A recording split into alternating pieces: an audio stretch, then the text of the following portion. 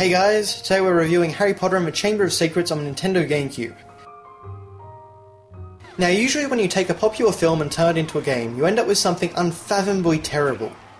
Harry Potter, however, managed to escape this fate. Well, at least for his first few years at Hogwarts anyway. So while it's not your average movie game level of awfulness, how does it stack up in general? Let's find out.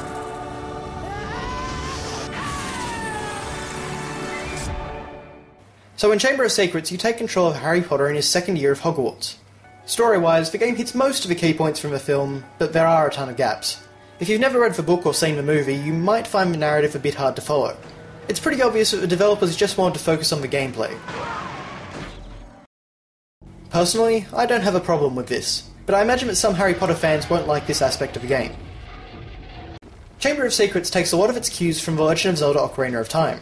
You can lock onto objects and enemies by holding the L button, you assign spells to the X, Y and B buttons, you can auto-jump by running off a ledge, and you spend decent chunks of the game working your way through puzzle-heavy dungeons, in which you will find new spells. But while it uses a lot of Zelda's ideas, it's definitely not as polished. The targeting system is hit and miss, sometimes it will outright refuse to lock onto an enemy, and the auto-jump system is touchy and inaccurate, leading to some very frustrating platform sequences. That said, assigning spells in this manner was a great idea, and half of the spells are fun to use. Why only half? Well, there are 8 spells in the game, and 4 of them are completely situational. This means that you can only ever use them a handful of times, and you can't really mess around with them. The most useful spell is your first, for Pendo. Not only can you attack enemies and students with this spell... I'm glad the Quidditch season's over. I think it's a stupid game. Flipendo! But you can also use it to interact with the environment and collect birdie bots every flavoured beans. Speaking of which, there are 2 kinds of collectibles in Chamber of Secrets, beans and wizard cards. Beans are found all over the castle and can be traded with Fred and George in exchange for items. Unfortunately, most of the items aren't worth buying. A balloon holster? What does this cost? 20 birdie bots every flavour beans. And considering that you lose some beans every time you take damage, it's not really worth collecting them. Wizard cards, on the other hand, are collectibles that give you information on a famous witch or wizard. While they're ultimately pointless, some of the flavour text on these cards is actually really fun to read, and adds to the feel of the world. Speaking of which, exploring the world is my favourite part of Chamber of Secrets.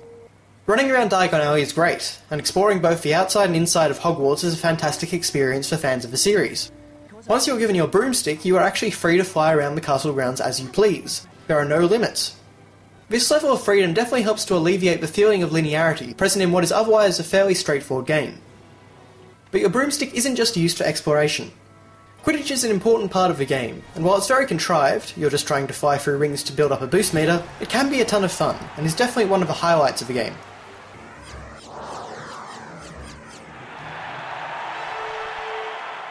The last major gameplay element is stealth, and this can be frustrating.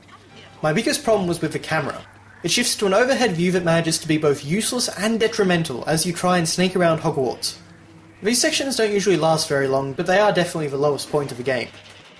One very cool element is the house point system. Essentially, the better you do in certain classes, the more points you'll earn for your house.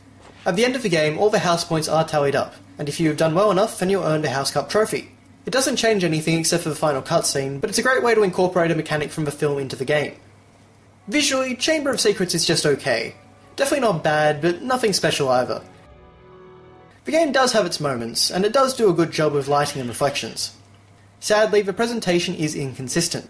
Some of the textures you find outside the castle look worse than Castlevania 64. The music, however, is the jewel of the presentation. While the game doesn't use any of the music from the film, EA made the incredibly smart choice of hiring Jeremy Soule, who many of you will know as the composer of the Elder Scrolls series. The score perfectly matches the feel of Harry Potter, and I always get a bit nostalgic when I hear the Diagon Alley theme.